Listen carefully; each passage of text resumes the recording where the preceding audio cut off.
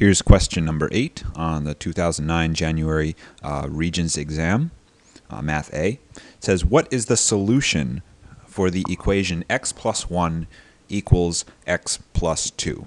And right off the bat, this is something that we should look at and say, hold on, the same slope but different intercepts, there are no solutions. That's the answer. I mean, that's it. But I want you to understand why there aren't any answers. And the reason I gave was, one, same slope. Okay, same slope. Right? The slope is 1 in this case. And 2, different, oh boy, that's a horrible F, different intercepts.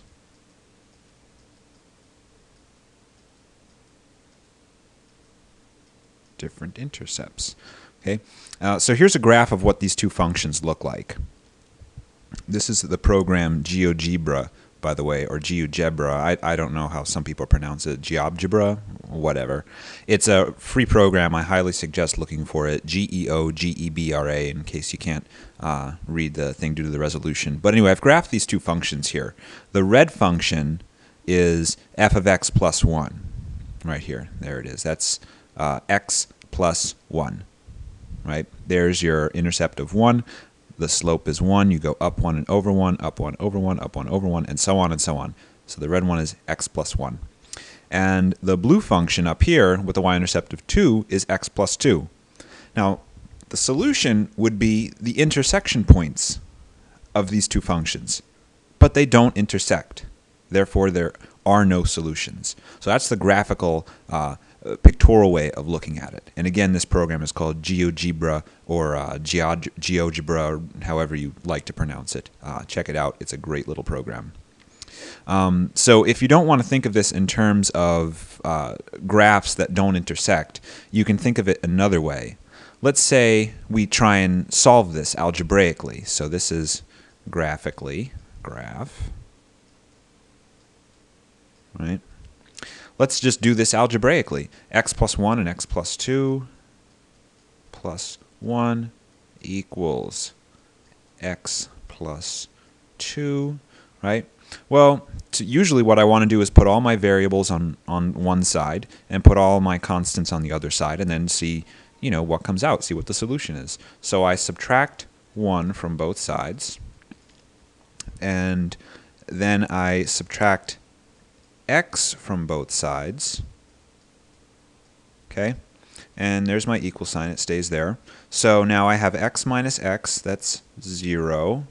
The plus 1 and the minus 1 turn into 0, and x minus x, obviously that's 0 over here, and then plus 2 minus 1 equals 1. So the statement I have is 0 equals 1. This is obviously not true. This is not true at all. This is not true. Okay. And a third way of looking at it would be to imagine that you have two people,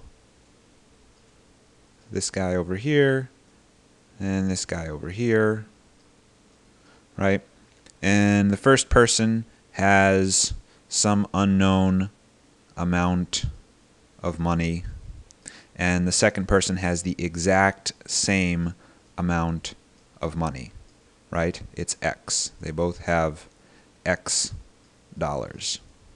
We don't know how much it is, but that's how much they have, X dollars in money. And then I add to this person $1, 1, and then to this person I add $2. Oops, well, we'll call that $1, and we'll call this another $1. All right? This guy is always going to have more, right?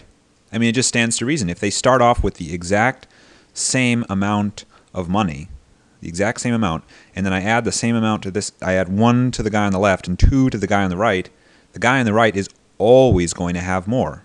They're never, ever going to be equal. even if this initial amount is 0 or somehow negative, this guy is always going to have more. And again, I bring this back to the picture. X plus 2 is always going to have more. It's always going to be greater. And if you look at the graph, x plus 2 is always higher than y equals x plus 1. Okay, hope that makes sense.